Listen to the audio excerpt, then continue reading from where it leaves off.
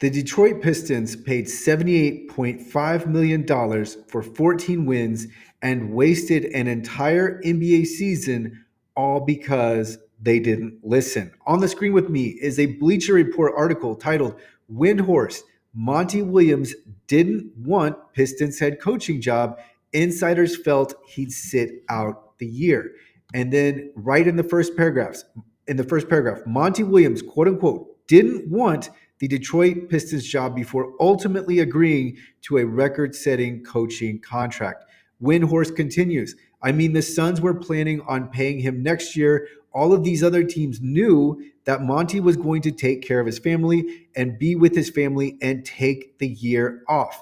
And then he continues, and it got to be so much money that the, quote, taking care of your family inversed because it was like, quote, well, wait a minute, I want to do what's best for my family here, but maybe what's best for my family is taking this amazing offer. And then Adrian Wojnarowski reported that Monty Williams would get $78.5 million over 6 seasons. That is an enormous commitment, a record-setting commitment for a guy that is telling you he doesn't want to be your head coach. But yet, the Pistons hire him. And so here, we're going to play a minute clip from the introductory press conference. Bob Winowski from the Detroit News. Welcome, Monty. You've been as high as you can get, short of winning the NBA championship. You've taken over rebuilding teams before. What made you want to, in a sense, start over again and with another rebuilding team? I know it's not called rebuilding, but a team with the worst record in the league. What made you want to take this on instead of just taking time off? I mean, the quick answer is obviously Troy, the players, and the money. I mean, that's something that people don't talk about. They always say it wasn't the money. I always laugh at that. I think that's disrespectful. When somebody is that generous to pay me that kind of money, one, that should be applauded. And two, it should be talked about. You know, all of us as head coaches could go. Okay, so Monty Williams just came out and said it right there. And at least he's being honest. But the Detroit Pistons, again, they didn't listen to him. Basically what happened is they offered him so much money that it was to a point where he couldn't refuse the offer. It was an overwhelming amount of money. And then it ends up coming right back to the Detroit Pistons in that they get a horrible season. So let's look at the Detroit Pistons record. In 2022-2023, they were 17-65, and this is while Dwayne Casey was the head coach. The year Monty Williams was hired, it was last year, 23-24, they were 14-68. So they actually regressed when they were trying to establish a foundation and grow from that. So the coaching record was 14-68 for a 17.1% winning percentage. And now I'm going to tab to the Athletic article. It's on New York Times.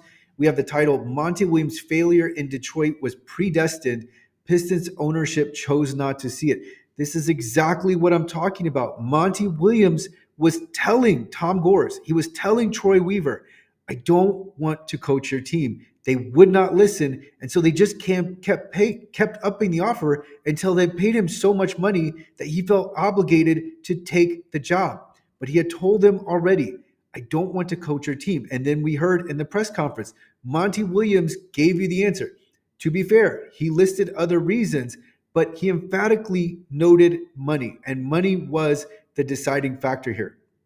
So this article starts off with the second sentence, the parting should not come as a surprise. You could argue it was predestined, going back to his introductory news conference. Yes, having listened to multiple snippets of the news press conference, something was off. And when you have such a huge undertaking where you're signing someone, you're bringing them on to be the steward of the franchise, to lead the franchise, you want everyone to be in sync. I do not get the impression listening to that press conference that everything was in sync. I will link to that press conference as well as these articles in the description so you can listen to that press conference yourself.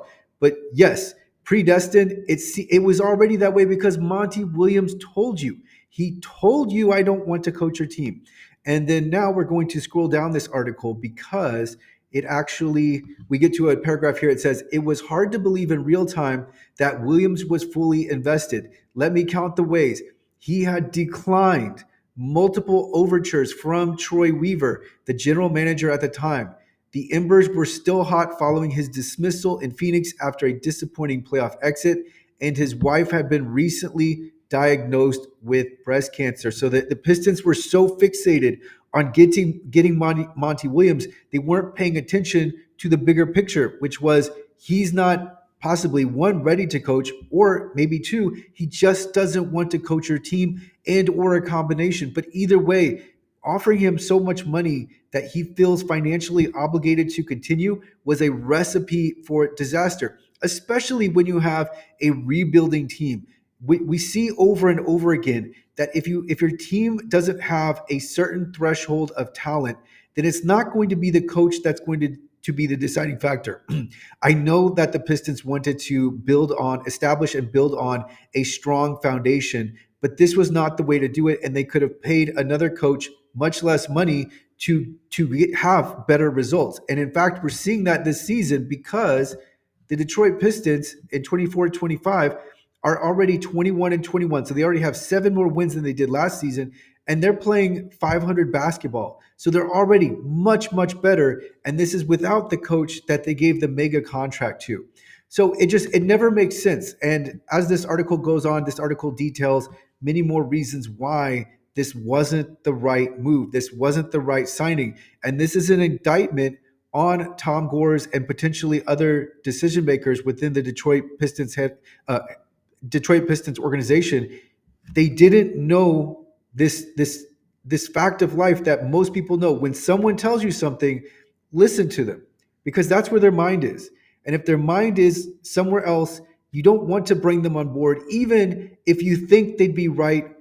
They just won't be, because that's not how they're thinking. And if you're not in sync, it's not going to work out. It didn't work out in this case. In fact, it turned out horribly. The Detroit Pistons wasted that entire season.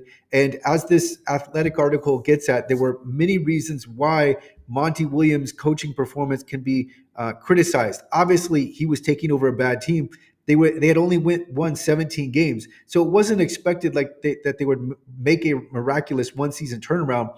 But it was expected that the Detroit Pistons would get better. They did not. A lot of people have levied criticism on Monty Williams' coaching performance. He is now out. He is fired. The Detroit Pistons wasted so many millions of dollars as well as a season of their time, and they got really nothing in return, all because they just didn't listen to Monty Williams. Had they listened to him, they would have known the answer, and they could have chosen another coach for far less money and got to rebuilding and restarting their franchise, which is what they wanted to begin with. They wanted to invigorate the franchise and get it going in the right direction. It is now, but only after this tremendous setback. So I'll call this the Monty Williams lesson. It's just listen to people, even if it's in a joke. People are usually telling you what they're thinking, especially if you listen to them over time.